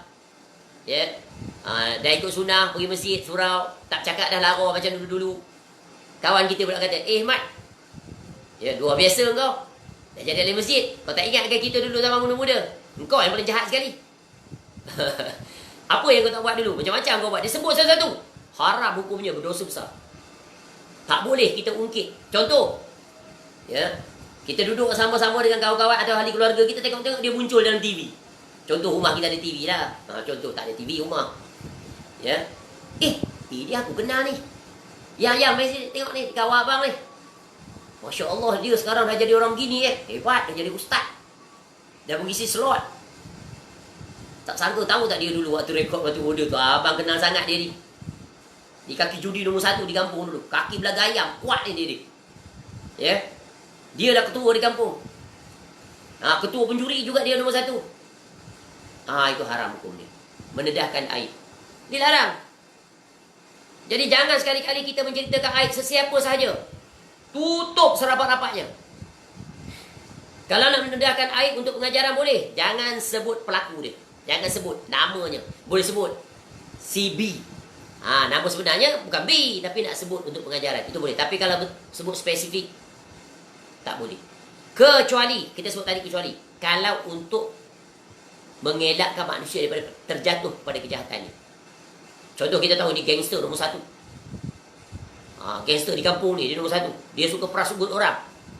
Setiap kedai tu dia pau oleh dia. Kita ingatkan kedai yang baru buka tu. Ingat tu dia gangster. Kalau dia datang, kau pandai-pandai lah baca ayat ke, ceramah sikit kat dia, bagi dia tak peras ugut kau. Boleh. Sebab itu Nabi SAW menyebut, iaitu larangan mencari aib seorang. Larangan mendedahkan aib orang. Jangankan mendedahkan aib orang, menyebarkan aib orang. Aib diri sendiri kita pun kita tak boleh cerita pada orang. Simpan rapat-rapat. Sebab itu contoh, ada orang kadang-kadang dia datang mengadu pada ustaz. Ni ustaz ni selalu pun dia. Tak boleh. Ustaz kalau dah orang tu nak cerita tentang kemaksiatan di masa lalu, dia stop immediately. Jangan cerita tuan. Cerita yang akan datang, yang telah berlalu saya tak nak dengar. Ni tak, dia pasal telinga habis dia cerita satu-satu. Sampai si kawan tu cerita semua maksiat yang dia buat. Dulu ustaz saya pernah berzina dengan sekian-sekian. Sampai sekarang pun saya pernah berzina. Ustaz, tak perlu. Tak perlu. Dia boleh guna pihak ketiga. Jangan guna diri dia. Ustaz, saya ada nak bincang sikit. Ni ada seorang kawan ni, dia ada masalah Ustaz. Dia cerita kat saya, padahal dia tu. Dulu dia waktu muda ni, Ustaz, dia pernah berzina. Dia sekarang nak kahwin. Jadi dia serba salah. Patut ke dia ceritakan yang dia dulu pernah berzina kepada pasangan yang dia nak kahwin. Sama ada lelaki atau wanita. Begitu tak apa. Sebab dia tak sebut pada diri dia. Sebab sebenarnya dia. Kalau dia cerita dia, maka ustaz tu akan ada persepsi negatif. Sampai bila-bila ustaz tu pasti akan ingat dia. Dan itu kan telah menjatuhkan harga diri dia. Dan ustaz ni pula nanti diuji pula oleh syaitan. Cerita pula kes dia tu dalam ceramah dia. Cerita pula. Ya, ada orang di kampung saya. Kampung saya tu orang boleh cari je lah. Ya, dia tersilap nak sebut. Tapi kalau dia sebut pihak ketiga tadi, tak apa. Tak boleh juga. Sebab apa? Dalam kuliah dia tu orang tu ada depan dia. Tu lagi bahaya. Nampak tak? Jadi jangan cerita. Ada orang kadang-kadang dia berceramah. Dia baru bertobat. Mungkin dulu dia pelakon ke, penyanyi ke, ahli maksiat. Hari tu dia bertobat. Dia orang terkenal, maka orang usung dia kesana kemari berceramah.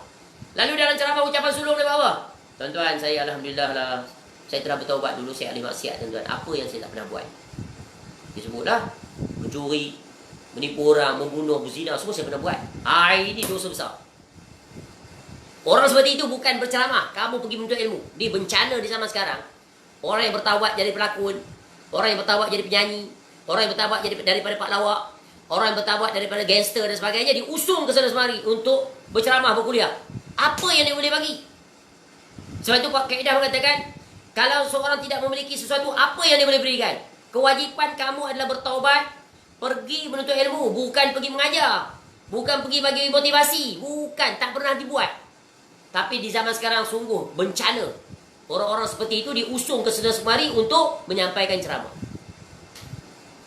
Orang pun panggil dia ustaz. Orang Melayu ni satu ciri khas. Bila tukar pakaian, pakai jubah, pakai kopiah, pegang tunggat, ya, bagi salam sikit, Allahumma salli wa sallim ala nabiyyina Muhammad, ustaz. Padahal baru ustaz. Dia berkata dalam keadaan dia jahil. Itu tadi dia dedahkan maksiat dia. Saya dulu tuan-tuan buat ini, buat ini, buat ini. Saya taubat alhamdulillah. Sekarang saya nak menyampaikan kebaikan. Dua kesalahan sekaligus. Satu, dia mendedahkan aib dia yang Allah larang untuk dia buka, Allah tutup. Allah pasti akan buka nanti negeri akhirat. Yang kedua, dia telah mentazkiyah diri dia. Sekarang saya dah baik tuan-tuan. Saya dah insaf, saya dah bertaubat. Tak perlu kamu declare dua perkara. Kewajipan kamu adalah yang pertama bertaubat dengan taubat nasuha. Sebab kamu belum selamat. Sebab pintu yang kedua kamu belum masuk, iaitu pintu ilmu. Syaitan sangat mudah untuk menyesatkan kamu ni. Sebab kamu berada di dalam kejahilan. Bukan masa kamu untuk pergi berceramah. Ya, nanti banyak kesalahan daripada kebaikan, kebenaran. Pergi menuntut ilmu, bertaubat, bersungguh-sungguh menuntut ilmu, memperbaiki diri. Ya, beribadah kepada Allah untuk cover kejahatan dan kemaksiatan yang telah kamu lakukan. Orang kita sampai tahap begitu sekali mengusung. Sebab apa? Nak meraih populariti, nak meraih orang datang masjid. Orang kita berdakwahnya nak ramai. Ingat, berdakwah bukan perlu pada ramai. Yang penting berdakwah itu menyampaikan walaupun terhadap seorang. Hidayah milik Allah. Ini orang sekarang nak crowd pula. Islam tak suruh begitu. Cuba tengok Rasul-Rasul alaihi wasallam. Mereka tu bergantung pada ramai orang ke? Crowd pula ke? Tak, mereka sehebat-hebat orang. Tapi yang mereka dakwahkan itu, berapa orang yang ikut? Berapa orang? Bukan bilangan. Tapi kita telah wajib menyampaikan hidayah itu Allah yang pegang. Berapa ramai orang yang datang kuliah, tapi keluar masih lagi berada di tahap yang sama. Masih lagi jahil. Masih lagi tak berubah hidup dia. Sebab apa? Dia datang kuliah hanya untuk mendengar halwa teria. Yang penceramah itu pula barangkali, ya, untuk mengisi kuliah dia bukan dengan ajaran yang sebenarnya. Ya, menyebabkan ahlinya ketawa, dia terbahak-bahak menceritakan kisah itu, kisah ini, ya, bukan daripada qala Allah wa qala Rasul. Menyibukkan manusia dengan sesuatu yang tak sepatutnya mereka itu disibukkan. Apatah lagi kuliahnya disertai dengan adanya muzik, ya, bernyanyi, bernasyid, ya, berlakon lagi, meniru, ya, toko-toko, ya, lawak jenaka, ya, pelakon-pelakon dan sebagainya. Sungguh ini adalah perkara yang merupakan musibah. Tinggalkan. Baik, kembali. Jadi jangan kita sekali-kali mencari aib. Jangan. Dilarang. Ya, itu adalah perintah yang sangat keras daripada Allah Subhanahu wa taala. Sebab itu Nabi sallallahu alaihi wasallam mengingatkan kita. Ya ma'syara. Ya ma'syara man amana bilisanihi wa lam yadkhulil imanu qalbah. La taqtabul muslimin wa la tattabi'u awratihim Fa innahu man ittaba'a awratihim yattabi'illahu azza wa jal awratah. Wa man yattabi'illahu awratahu yafdahu fi baiti. Wahai orang yang beriman dengan lidahnya, tetapi iman tidak masuk ke dalam hatinya. Ya. Kamu jangan mengumpat kaum muslimin dan jangan mencari aib mereka. Karena barang siapa yang mencari aib mereka, maka Allah akan mencari-cari aibnya. Dan barang siapa aibnya dicari-cari oleh Allah, maka Allah akan membukakan aibnya dan mempermalukannya meskipun dia berada di dalam rumah. Nampak tak? Jangan mencari aib orang. Jangan mencari, jangan mendedahkan, jangan menyebarkan, jangan menceritakan dan apa saja yang berkaitan dengan aib seseorang. Sekarang tidak. Media massa tu jadi pelopor mengaibkan orang. Tunjuk dalam TV, tunjuk dalam berita. Dia pelaku zina, pelaku itu, pelaku ini. Sampai kawan tu terpaksa tutup muka. Ini dosa besar. Sebab belum tentu dia dibuktikan bersalah. Kalau dia ditentukan bersalah pun, bayangkan kalau dia bertobat kepada Allah. Allah ampun tak dosa dia. Ampun, tapi kamu telah menjatuhkan harga dirinya sampai 7 keturunan dia. Dipermalukan. Dia anak siapa ni? Oh, ayah dia yang keluar TV dia. Oh, mak dia yang keluar TV tu. Oh, anak dara dia yang keluar TV tu. Oh, tokoh itu yang keluar TV, yang rasuah tu berjuta-juta. Tu kan aib. Tengok-tengok, dibuktikan tak bersalah. Dah dijaja, dah difitnah, dah disebarkan. Inilah punca muflis. Ya Allah, hari ini orang tak pedulikan lagi bab-bab itu. Kemudian komentar lagi. Komentar. Ya, songklap duit. Makan duit haram. Sedap dia keluarkan perkataan. Ya, ini semua orang membinasakan dirinya. Ya, dah ingat, Allah pasti akan balas kita. Aib kita nanti Allah akan dedahkan di dunia nanti. Apatah lagi di negeri akhirat. Negeri akhirat yang paling sekali malu. Sebab di dunia orang tak tahu aib kita. Tiba-tiba di akhirat Allah dedahkan. Dah, dia ni rupanya macam ni. Tak sangka. Ya, ibaratnya orang kalau kasarnya di dunia, ibarat bagaimana nak tunjukkan betapa kasarnya orang marah terhadap orang seperti ini sehingga diludah di kuburannya. Kalau dia tu depan aku ludah mukanya.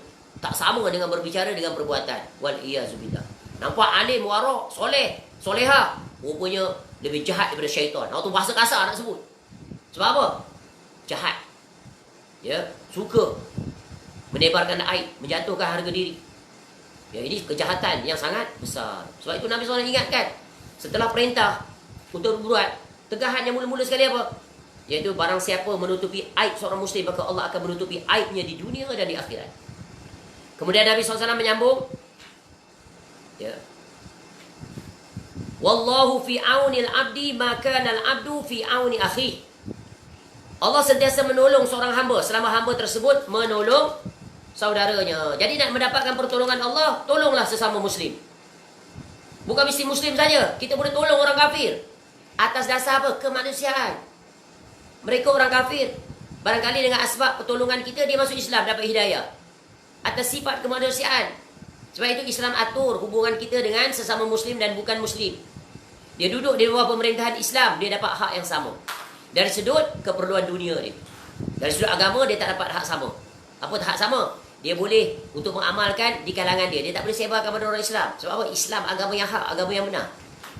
Tapi Islam boleh menyebarkan kepada mereka. Sebab Islam agama yang hak, yang membawa kepada Allah, yang membawa ke syurga. Ya. Maka kena faham ni kaedah ni. Jadi untuk meraih pertolongan daripada Allah, tolonglah sesama muslim. Dari 3 jurusan tadi. Iaitu apa? Melapangkan kesusahan dunia, memudahkan urusan dalam kesulitan, dan tidak menebarkan aib mereka. Maka Allah akan berikan pertolongan. Ya. Kemudian kata Nabi SAW, Nabi berpindah kepada bab yang ada kaitan dengan keseluruhan ni. Semua ni tak akan dapat dibuat, tak akan dapat dijalani dengan satu kunci. Apa kunci dia? Wa man salaka tariqan yaltamisu fihi ilma, sahalallahu lahu bihi tariqan ilal jannah. Ya. Dan barang siapa yang berjalan, menempuh jalan-jalan untuk menuntut ilmu, maka Allah akan mudahkan baginya jalan menuju syurga. Apa kaitannya tiba-tiba seolah-olah dia macam satu slot, satu plot yang totally different. Shift. Berpindah daripada satu episod, 3 perkara tadi, kemudian ke episod menuntut ilmu. Sebenarnya ada kaitan. Sebab apa? 3 perkara ini tak akan dapat ditunaikan dengan sempurna melainkan pintu apa? Pintu apa? Ilmu. Sebab itu bila ada ilmu akan menampan dia. Oh, bila dia dapat ilmu, ya, mengangkat kesulitan tu ada ganjaran di sisi Allah. Diberi pahala, maka dia tahu dan dia berbuat. Oh, ya. Iaitu tidak menyebarkan aib merupakan satu pahala. Ya, dan dia akan dijaga aibnya nanti di negeri akhirat dan di dunia. Dengan ada ilmu, maka dia berjalan di atas ilmu. Jadi menunjukkan apa? Kunci terhadap keseluruhan kebaikan dan kunci terhadap segala keburukan berkaitan dengan ilmu sesudah iman. Dan iman itu juga sebenarnya definisinya ada ilmu. Orang yang beriman dia berilmu, betul kan? Macam mana dia akan yakin, akan percaya tanpa sebarang keraguan kalau tidak didasari dengan al-ilmu.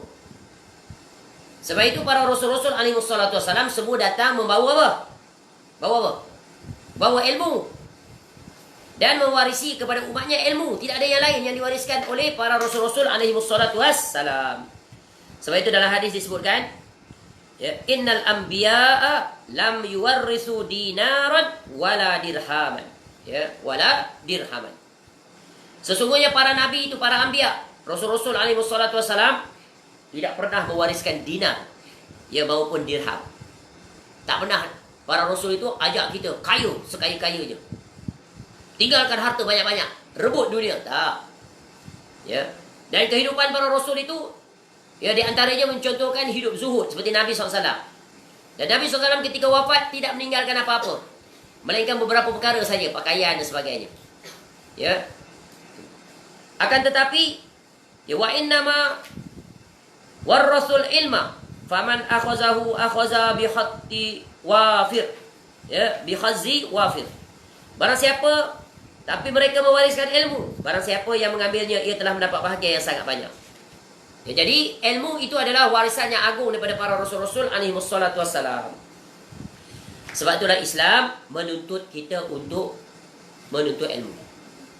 Ya. Talabul ilm faridatun ala kulli muslim. Kewajipan kita ini adalah menuntut ilmu. Sebab itu orang yang mulia, orang yang diberikan kemuliaan oleh Allah Subhanahu Wa Taala adalah orang yang dimuliakan Allah dengan ilmu dan kefahaman. Man yuridillahu bihi khairan yufaqihu fid din wa innamal ilmu bitta'allum. Barang siapa yang Allah hendakkan kebaikan baginya, maka Allah akan faqihkan dia tentang agama. Ilmu apa di sini? Ilmu syar'i, bukan ilmu dunia. Ilmu dunia fardu kifayah. Ilmu syar'i fardu ain. Ya. Tapi orang terbalik. Dia jadikan ilmu dunia tu fardu ain. Ilmu agama fardu kifayah. Orang yang buat, aku tak payah. Cukuplah dari ustaz. Aku bukan nak jadi ustaz. Ini pemikiran yang menyimpang. Pemikiran yang cacat. Distorted thinking. Sebab itu umat Islam majoriti mengejar ilmu dunia. Minta maaf cakap, sanggup belajar berhabis usia sampai ke peringkat PhD. Expert dia dalam jurusan tertentu, pakar di bidang tertentu. Tapi sayang dia tak expert dalam urusan agama yang akan menyelamatkannya di negeri akhirat. Ya, rumahnya penuh dengan pelbagai buku rujukan, pelbagai yang berkaitan dengan urusan dunia. Tapi sedikit, bahkan tidak ada buku-buku yang menjelaskan urusan agamanya yang dia akan selamat nanti di dunia dan di negeri akhirat. Sungguh ini satu musibah yang sangat besar yang melanda umat Islam. Wahai umat Islam, cerdaslah. Ingatlah perintah Allah, perintah Rasul. Ya, Nabi SAW menyebutkan barang siapa yang dikehendaki oleh Allah kebaikan. Tengok, Nabi SAW kebaikan. Bukan kurniaan dunia, bukan. Ya, untuknya maka Allah jadikan dia faham akan agamanya. Ya, sesungguhnya ilmu itu hanya diperolehi dengan belajar. Sebab itu menuntut ilmu wajib sampai mati. Ya, sampai mati baru berhenti. Belajar ilmu syar'i sampai mati, bukan belajar ilmu dunia sampai mati, bukan. Tapi orang belajar ilmu dunia sampai mati. Umur 60. Ambil degree 60. Dulu tak sempat, sibuk dengan pekerjaan dan sebagainya. 60. Start tahun 1 degree. Sanggup. Degree apa? Barangkali dia minat bidang agriculture, dia buat degree in agriculture. Specialization dalam bidang apa? Iaitu perladangan, iaitu apa, durian Musang King. Oh, spesifik dia. Dia buat kajian tentang tu. Tak salah. Yang salahnya kamu tak belajar tentang bab yang berkaitan dengan sahabatalnya amalan kamu. Kita cross check tengok, ya Allah, berwuduk dengan cara budak-budak. Solat pun dengan cara budak-budak. Apa cara budak-budak? Dia solat, dia tak faham apa yang dia baca. Budak-budak lah tu. Ya. Dia baca Alhamdulillahirrabbilalamin Ar-Rahmanir-Rahim, tak faham dia. Tapi bahasa Inggeris very fluent. Lebih fluent daripada bahasa Arab dia. Ya. Pandai pula bahasa Perancis, bahasa Rusia, apa bahasa lah, bahasa Korea, nah lancar. Tapi bahasa Al-Quran tak lancar. Nampak tak? Ini mungkin pedih, tapi itu hakikat, kena sampaikan. Bagi yang berkaitan lah, bagi yang tak berkaitan, tak lah. Sebab agama itu ditujukan pada kita, untuk kita mengambil faedah. Ya, Masya Allah. Ini peringatan, sama-sama kita mengingat. Sebab usia kita tak tahu bila kita akan dipanggil oleh Allah. Apa yang akan kita jawab? Kamu ilmu dunia hebat, sampai macam-macam gelar kamu dapat, gelar dunia lagi. Tapi dalam urusan akhirat kamu jahil. Ya. Baksah batas solat pun kamu tak tahu. Terlupa dalam solat dan sujud sahwi pun kamu tak tahu. Sampai tahap tu jahil. Tapi ilmu dunia, expert, specialist. Ya. Satu tubuh organ manusia dia tahu. Urat itu, urat ini, pergi ke mana, speed berapa, kalau ada clogging apa jadi, doktor rupanya. Tahu semua dia. Tapi tentang urusan akhirat, dia jadi orang awam. Dia tak jadi specialist macam dia jadi doktor tu. Kalau dalam urusan doktor dia boleh jadi specialist, kenapa urusan agama dia tak boleh jadi specialist? Padahal yang kita dituntut jadi specialist urusan apa? Urusan akhirat. Tidak ada alasan. There is no excuse for us not to learn. Allah akan tanya, urusan dunia kamu boleh? Sanggup berhabis wang, berhabis usia, berhabis tenaga, cengkang mata, PJJ lagi, macam-macam lah. Kenapa urusan akhirat? Perkara fardu ain kamu tak bersungguh-sungguh. Kenapa? Arba'in 42 hadis ni pun kamu tak pernah belajar. Jangan ke Sahih Bukhari, Sahih Muslim. Arba'in pun kamu tak pernah toleh. Kitab pun tak ada di rumah. Nak jawab apa tu? Ni kita patut sediakan soalan-soalan untuk kita buat persiapan di negeri akhirat. Tengok Allah Ta'ala dah ajar kita buat persiapan prior to our actual condition di alam barzah. Supaya tak boleh lagi datang ke alasan. There is no excuse, there is no way out. You cannot escape. Allah dah ajar kita berusia di sana Nabi SAW. 4 soalan ni kamu kena prepare. Prepare sebelum kamu masuk di alam barzah. Man rabbuka, wa man nabiyuka, wa ma dinuka, wa ma ilmuka, wa ma amaluka. 4. Prepare dia dengan pemahaman dan pelaksanaan. You live with it. And you share with others. You have to teach those under your responsibility. Ajar anak-anak kamu. Cuba tanya anak-anak kamu. Please explain your God. Sila jelaskan Rob yang kamu ibadahi itu. Boleh saya kata tak? Tak boleh dia. Hanya sakat Tuhan yang kita ibadahi adalah Allah. Mati takat tu je. Tak lulus lagi. Kena detail out. Kena kenali Rob itu siapa. Ya. Kemudian pergi kepada mengenali Nabi SAW. Fail.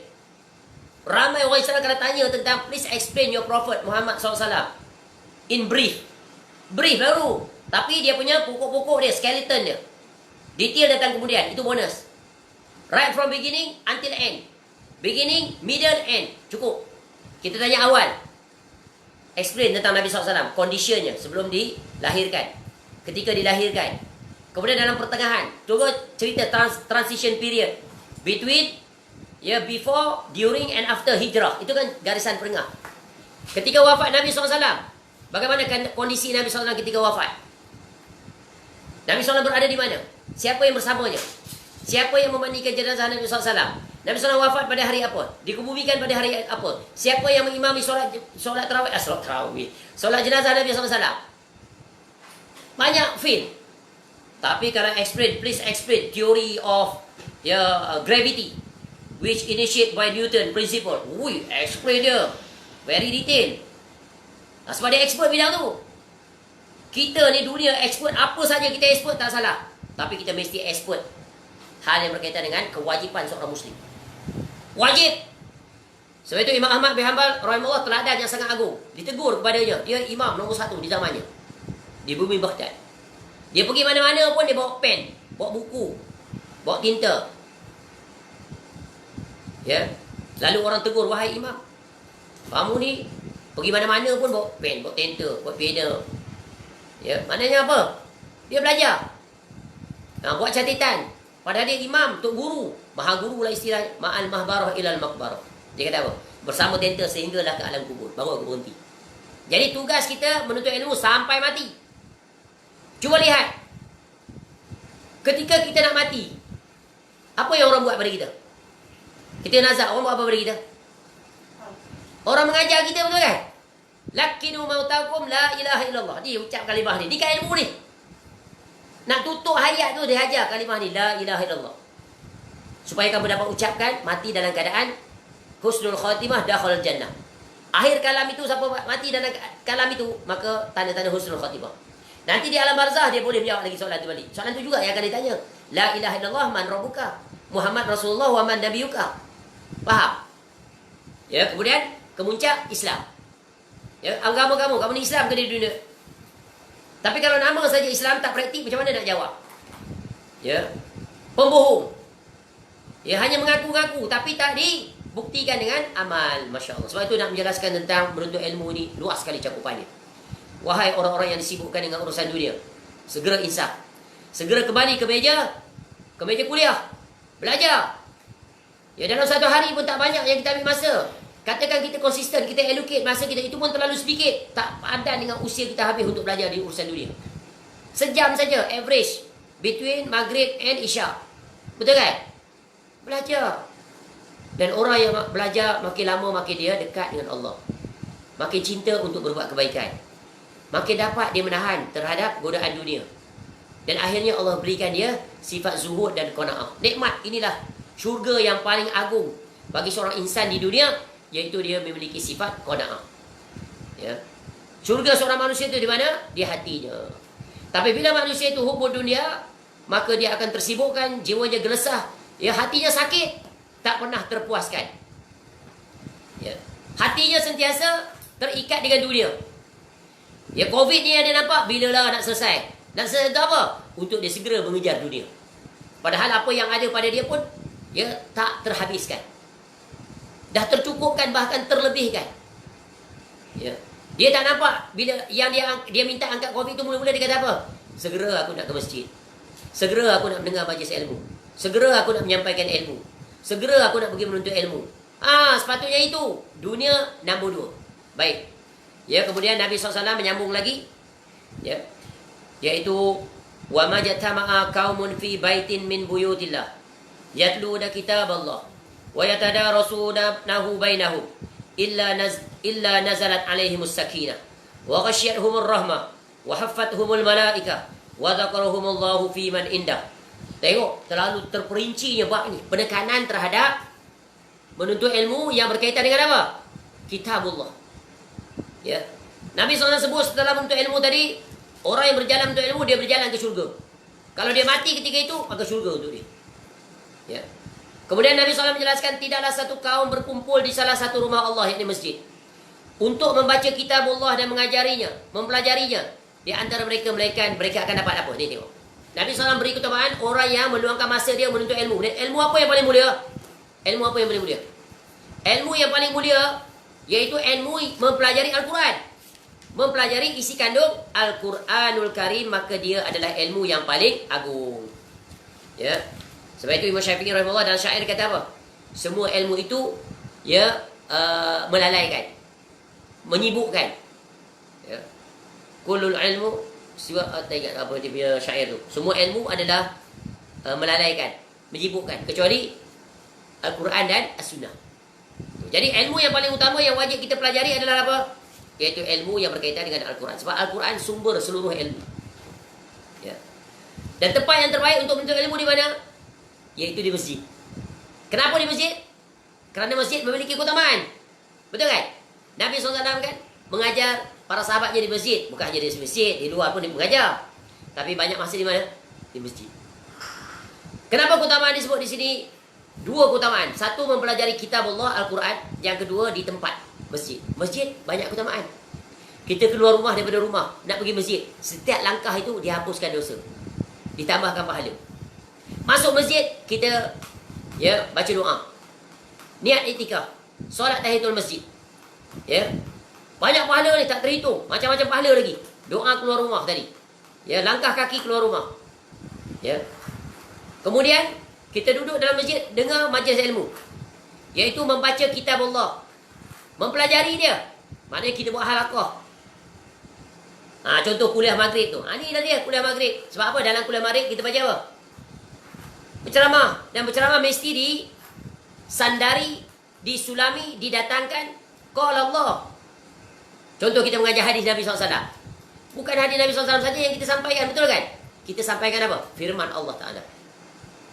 Maka dua berjalan. Bila disebut kitab Allah, maka masuk cakupannya adalah hadis-hadis Nabi SAW. Sebab hadis Nabi SAW juga adalah apa? Adalah firman Allah, tapi dalam bahasa Nabi SAW. Dia menjelaskan tentang Al-Quran. Belajar. Apa akibat bila seorang belajar Al-Quran? Sebab Al-Quran adalah seutama semulia ilmu. Khairukum man ta'allama Al-Quran wa 'allama. Sebaik-baik kamu adalah orang yang belajar dan mengajar Al-Quran. Sebab daripada situlah ilmunya. Dan ilmu apa saja, terutamanya ilmu nombor satu yang wajib kita pelajari daripada Al-Quran adalah ilmu akidah. Ilmu ma'rifatullah. Kenal Allah dengan Al-Quran. Ya, kenal Allah dengan hadis Nabi SAW. Kenal Allah dengan penjelasan para sahabat Nabi SAW. Jangan berpaling daripada kaedah ini. Bila berpaling, akan datanglah kerancuan dan syubhat yang akan merosakkan pemahaman yang benar, yang sahih terhadap pengenalan ma'rifatullah. Sebab itu nak kenal Allah, baca Quran. Cuba kita suratul Fatihah. Allah bagi suratul Fatihah itu sebagai umul kitab, dua bahagian. Satu bahagian untuk Allah, satu bahagian untuk kita. Faham? Alhamdulillahirrabbilalamin. Tanda apa ni? Ma'rifatullah. Bukti ma'rifatullah kita pada Allah, kita puji hanya untuk Allah. Rabb satu-satunya yang wajib ditujukan seluruh pujian. Pujiannya hakiki. Allah bagi kita nikmat pelbagai, puji Allah walaupun manusia. Tapi hakikatnya Allah yang mengizinkan, Allah yang memperkenankan. Ya, sebab tu kita selalu sebut di hujung kuliah, kullu ni'matin baca dah. Kullu ni'matin baca dah. Wa ma bikum min ni'matin fa min Allah. Apa saja yang ada kepada kamu tu, semua daripada Allah. Walaupun jalannya manusia. Itu sebab musabab. Ya. Tu. Jadi ya belajar. Ya teruskan dan dekat dengan Al-Quran. Sebab tu selalu kita sebut di rumah kita hendaklah ada kitab tafsir. Ada kitab terjemahan. Ada kitab tafsir. Ya kalau urusan dunia kita boleh beli 10,000, beli kereta, beli rumah 10,000 boleh. Boleh pula sanggup berhutang. Takkan beli kitab tafsir, tak boleh. Ya. Sebab itu yang akan menyelamatkan kita di negeri akhirat. Ya bukti. Iqra'ul Quran fa innahu ya'ti yaumal qiyamah syafi'an li ashabi. Bacalah Quran, nanti dia akan beri syafaat pada kamu. Itu baru baca. Belum lagi tadabbur. Belum lagi faham. Belum lagi amal. Belum lagi sampaikan. Banyak tak? Satu huruf baca 10 pahala. Oh, banyak tu. 100,000 ayat-ayat tu, satu huruf kira. Ya. Baik. Jadi akibatnya mempelajari, membaca kitab Allah, maka Allah kurniakan kita banyak nikmat. Yang pertama apa dia? Allah bagi ketenteraman. Tenteram jiwa. Aman. Ini nikmat yang sangat agung adalah tenteram. Keamanan, betul kan? Aman dalam rumah tangga. Rumah kita berseri. Ya, sebab tu Quran di samping kita belajar di masjid, kita juga hendaklah membaca di dalam rumah. Sebab Nabi SAW pesan dalam hadis lain, jangan jadikan rumah kamu seperti kuburan yang tak dibacakan Al-Quran. Sebab itu benarlah perkataan Al-Imam An-Nawawi rahimahullah tadi, kullul ulumi siwal Qur'ani mashghalah illa al-haditha wa illa al-fiqha fid din. Seluruh ilmu selain daripada Al-Quran ya hanyalah menyibukkan, kecuali ilmu hadis dan fiqh dalam rangka mendalami ilmu agama. Sebab barang siapa yang memiliki seluruh tu, maka Allah bagi tadi ya faqih fid din, yufaqihu fid din, faqih dia. Al-ilmu ma kana fihi qala haddathana wa ma siwa zaka waswasus syayatin. Ni hebat perkataan Imam Syafi'i. Ilmu adalah apa yang tercantum padanya qala Allah wa qala Rasul.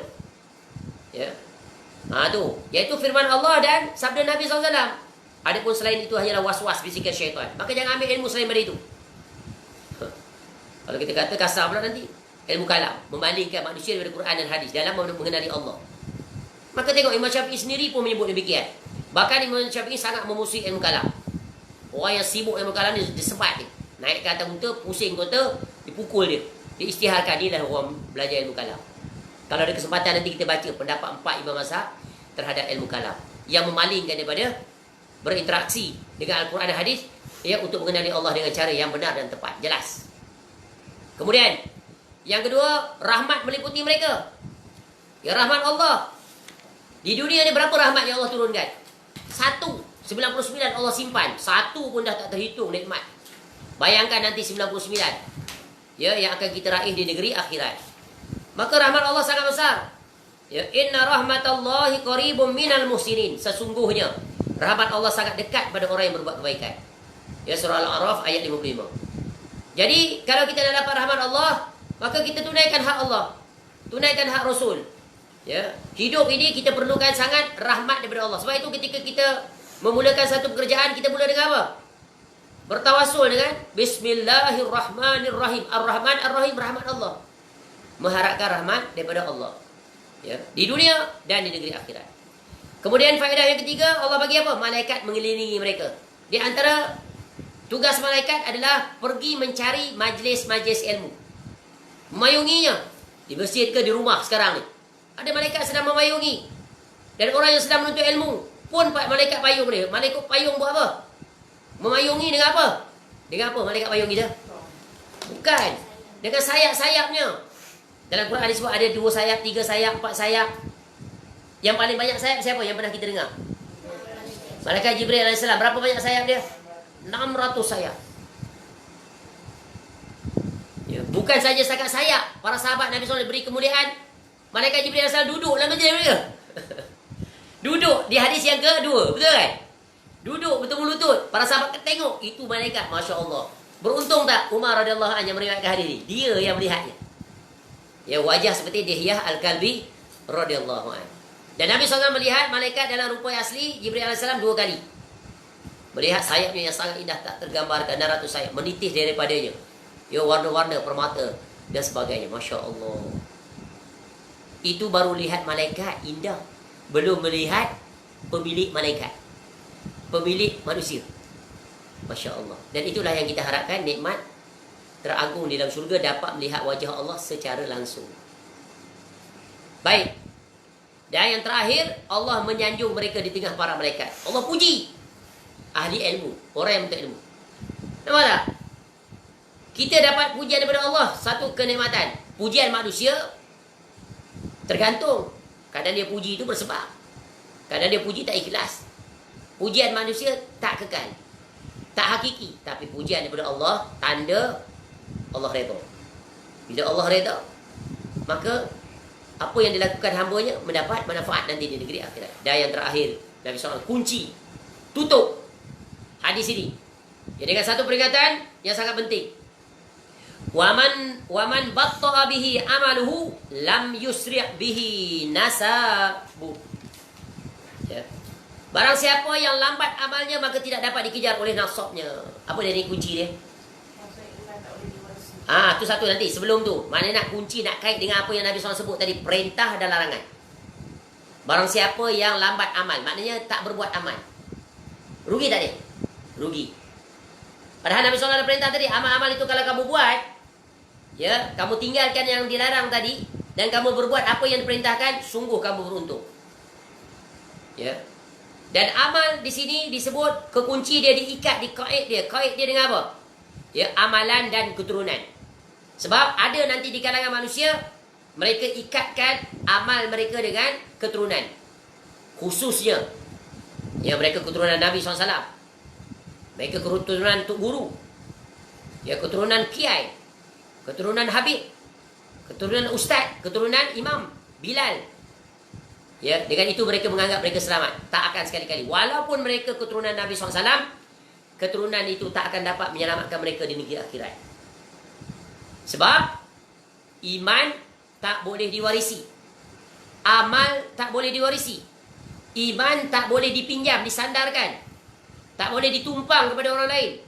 Walaupun nak menumpang kepada orang yang paling memiliki kemuliaan, iaitu Nabi SAW. Ya, sebab Nabi SAW tak boleh, ya, dikaitkan padanya.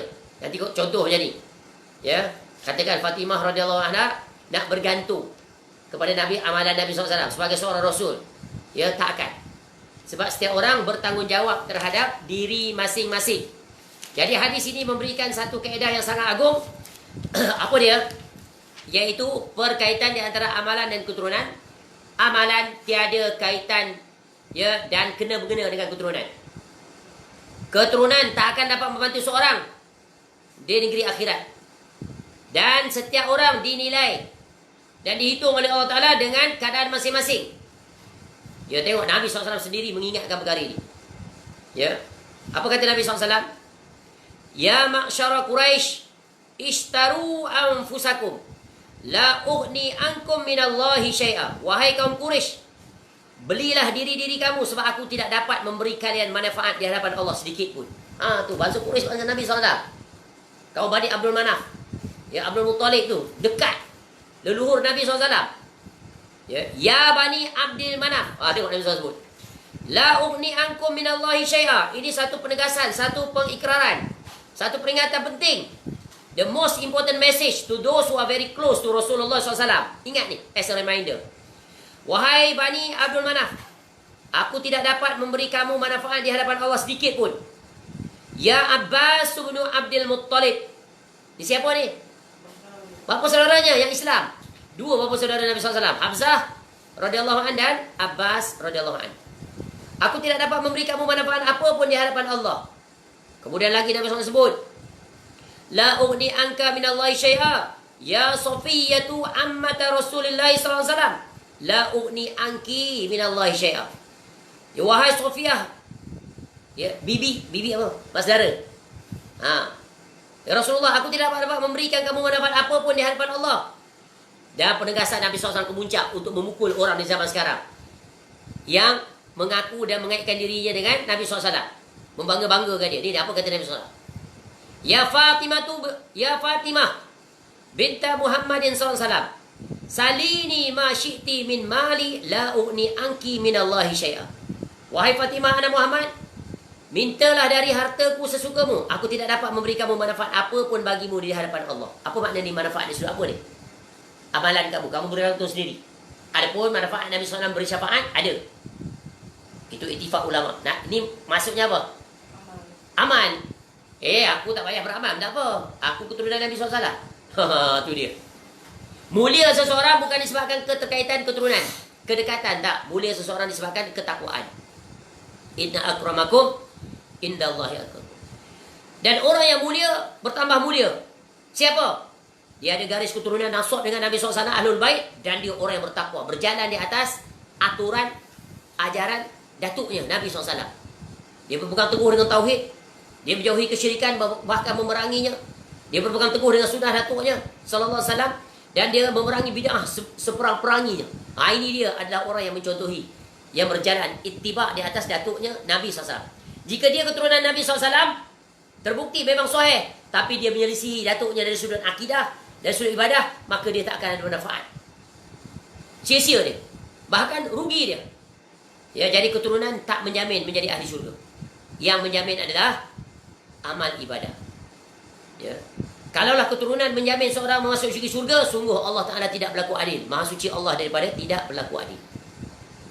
Kalau keturunan menjamin keselamatan, sudah tentulah Nabi Nuh AS isterinya selamat.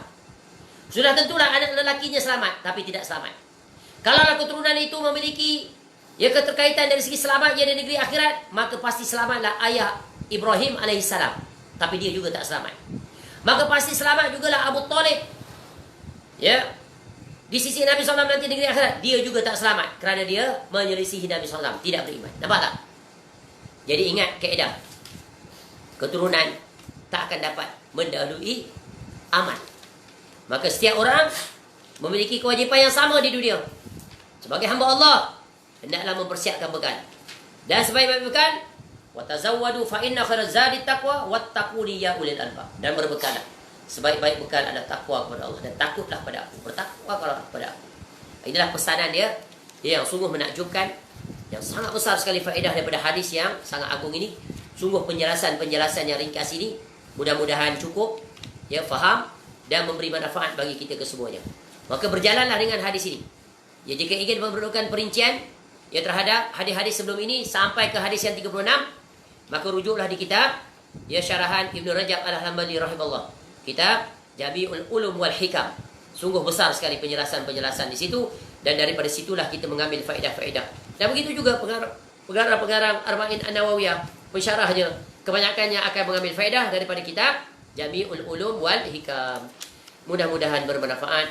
Semoga Allah menjadikan kita yang berupaya dan mampu untuk menunaikan wasiat Nabi SAW dalam hadis yang ke-36, iaitu perintah dan keutamaan membantu sesama Muslim dan kewajipan seorang Muslim di dalam talabul ilm sampai dia bertemu dengan Allah Ta'ala. Wallahu alam. Segala kebaikan semuanya kembali kepada Allah. Kita bersyukur di atas nikmat Allah. Alhamdulillahilladzi bi ni'matihi tatimmus shalihat. Semoga Allah mengampuni dosa-dosa kita, kekurangan-kekurangan kita, dan Allah menjaga aib-aib diri kita di dunia dan di negeri akhirat. Begitu juga kita menjaga aib-aib orang lain di dunia, dengan itu kita terselamat di negeri akhirat. Wallahu a'lam. Panjang umur, insya-Allah kita akan sambung besok dengan hadis yang ke-37, iaitu niat berbuat baik maka Allah ganjari pahala. Wallahu a'lam. Semoga Allah menghimpunkan kita kesemuanya ke dalam syurga Firdaus bersama dengan Al-Imam An-Nawawi rahimahullah, dapat bersama dengan kekasih yang kita ridui, yang kita cintai, yang kita sayangi, yang kita teladani, yaitu Rasulullah sallallahu alaihi wasallam, ke dalam syurga Firdaus ma'al ladzina an'amta 'alaihim minan nabiyyin was-siddiqin wasyuhada'i was-salihin wa hasuna ulaika rafiqa. Wallahu a'lam. Subhanakallahumma wa bihamdika asyhadu an la ilaha illa anta astaghfiruka wa atubu ilaik. Wa sallallahu ala nabiyyina Muhammad wa ala alihi wa sahbihi wasallam. Wa akhiru da'wana anil hamdulillahi rabbil alamin. Assalamualaikum warahmatullahi wabarakatuh.